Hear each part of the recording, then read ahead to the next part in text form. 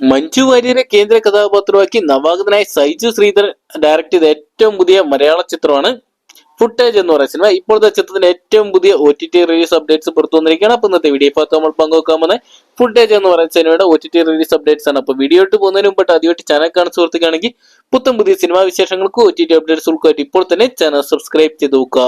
മഞ്ജു വാര്യർ, വൈശാഖ് നായർ, ഗായത്രി അശോക് തുടങ്ങിയവരെ കേന്ദ്ര കഥാപാത്രമാക്കി പ്രമുഖ എഡിറ്റർ ആയിട്ടുള്ള സൈജു ശ്രീധർ ആദ്യമായിട്ട് ഡയറക്ട് ചെയ്ത ചിത്രമായിരുന്നു ഫുട്ടേജ് എന്ന് പറയുന്ന സിനിമ. നിലവിൽ തിയേറ്ററുകളിൽ ഒരു ഭേദപ്പെട്ട അഭിപ്രായം സ്വന്തമാക്കി മുന്നേറിക്കൊണ്ടിരിക്കുന്ന ചിത്രമാണ് ഫുട്ടേജ് എന്ന് പറയുന്ന സിനിമ. ഇപ്പോഴത്തെ ചിത്രത്തിന്റെ OTT അപ്ഡേറ്റ്സ് ഒക്കെ പുറത്തു വരുമ്പോൾ ചിത്രത്തിന്റെ ഡിജിറ്റൽ റൈറ്റ്സ് എല്ലാം തന്നെ ആമസോൺ പ്രൈം വീഡിയോസ് സ്വന്തമാക്കി എന്നാണ് ഇപ്പോൾ അറിയാൻ സാധിച്ചിരിക്കുന്നത്.